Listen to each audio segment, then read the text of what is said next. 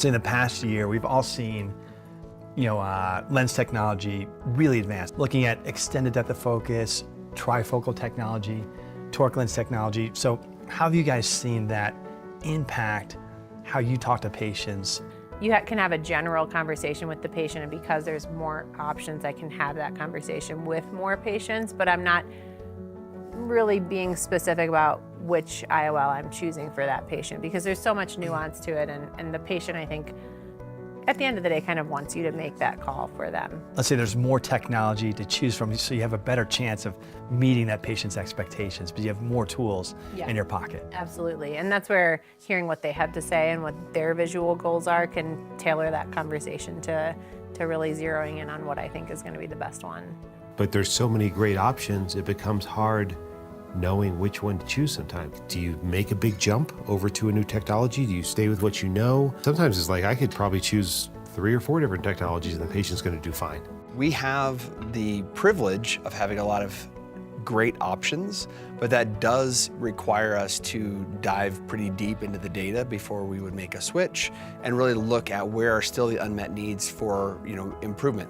The technologies we have out there are great right now, but there's always room for new entrants and better technology. We're all looking for better technologies and ways to move the needle. In general, of talking to surgeons and seeing my own patients, I would say that still one of the biggest complaints is the glare at night, even though it's much better than previous generations. And then there is this rare bird I see sometimes that they don't have really, they see pretty good, but they don't feel like they see good. The way I break it down for patients, I say there's basically 4 different kinds of vision. There's near, intermediate, distance, and night vision. And so I ask them what their goals are. If night vision is really important, that is going to weigh into how much dysphotopsia I'm going to be willing to, implant in that patient. I'm surprised every day at patients who insist they want full range of vision correction, and maybe some of our preconceived notions about who is a patient who wants, full range of vision, maybe those notions are not correct, because everybody, to be honest, wants it. Right, they all want it. Yeah. Right. Yeah, I've seen all walks of life. Like some people come in, I tell them they have cataracts and they have an opportunity to get out of glasses with the lens that we use and put inside their eye. They're totally surprised, they had no idea. And they're like, wait, I won't have to wear glasses anymore? Right. And it's like, they're so excited. In our practice, as far as presbyopia-correcting IOLs, for us, we're probably maybe 10%. For true trifocal technology, I'd say it's roughly 18 to 20% in our practice. So in my practice, it would be probably about 10% presbyopia correction, and maybe another 15% that are either monovision or some combination of astigmatism correction or monovision. In my practice, I do about 10% trifocal IOLs. I don't do as many EDOFs. And I don't think it's a race to see how many presbyopia correcting lenses. It actually shows a sign of conservatism and thoughtfulness if you're thoughtful about who you put them in, because what you don't want is to shoot the moon and recommend it for everybody and have a bunch of unhappy patients. That defeats the whole purpose. And that's exactly right. The more happy, successful presbyopia correcting lens patients that are out there, that's going to grow the market. I think that's great for everybody.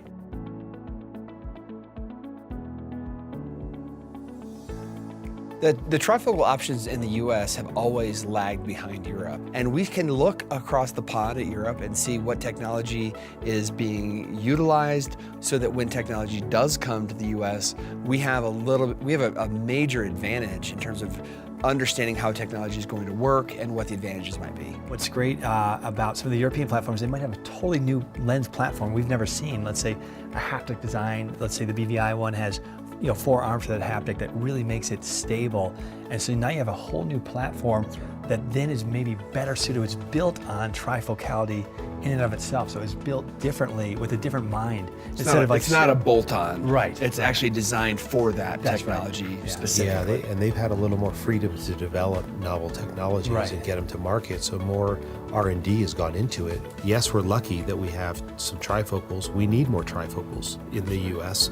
And hopefully we'll take some of the best technology that we have in Europe and be like, okay, well, if that's a real winner in Europe, let's bring it here. What's interesting, I feel like the fine vision lens was like the first trifocal that we heard about. It's sort of the Europeans, when that launched, and we were stuck in this bifocal era, and to hear the Europeans at the meetings just sort of laugh at us and like, oh, you're still talking bifocal, and we have this trifocal. And I remember just thinking fine vision. It was all that you would hear. Who developed the fine vision lens? Do you know?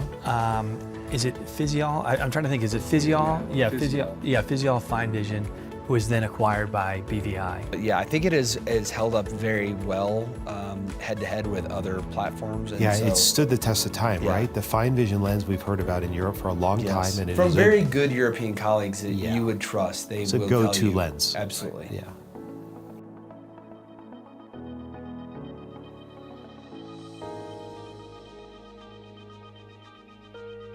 When I look at evaluating a new technology, there are a number of factors that come into play. Number one, I have to trust the company that is behind the technology. It's important to be able to look towards the experience of others. If one of my friends or someone I really trust, tells me this is legit, really good technology, I'm willing to give it a shot. We've created, I think, a really unique culture in ophthalmology where we're comfortable sharing our challenges with our colleagues. And so it's so important to hear your colleagues' endorsement and where to use a certain technology, but also those slip-ups or pitfalls of where maybe not to use it. It takes a few patients and a few experiences to see a little bit of the range of the technology and experience it in your own hands, your own patients. And when we're introduced with new technology, we all have to go through this kind of like checklist internally. Like, number one, is it safe for the patient? Am I going to be able to use it? Do I have the skill set to use it properly? Does it make sense? Is it going to be too much work for my team? What's the financial obligation to do this? You got to go through all of these things, but you got to always put like, is this good for the patients at the forefront? Be aware that no technology is perfect, but have set expectations, understand the use case, understand the unmet needs that you're trying to address, and pick your spot. You don't need to try everything that's new because you'll drive everyone in your practice crazy, but find an unmet need, find a technology that you think is a winner, just like picking a stock or something, try that, and then move forward. You want to, increase your chance of success by choosing the right patient. Don't overshoot. Don't try to, hit a home run in a really hard situation. Choose an easy patient. Yes. Choose layups first and make it simple. And I think that gives the technology the best chance. I think a lot of times we fail because we've probably utilized it maybe when in a situation that we shouldn't have. I, as the youngest person here, I think for the young surgeons, I would advise to start trying new things early. As you're learning and you're getting comfortable with your techniques, you can incorporate new things and start really learning what you like rather than just what you were taught. Yeah, that's a great point. You set those practice patterns up early of being an innovator and trying new things and not getting stuck in your ways. And to old friends, we've known each other for so long, and but new technology. I love innovating with all you all, and having this evening discussing how this new tech is coming to market, how we can best utilize it. It's been so great. So, toast to all of you.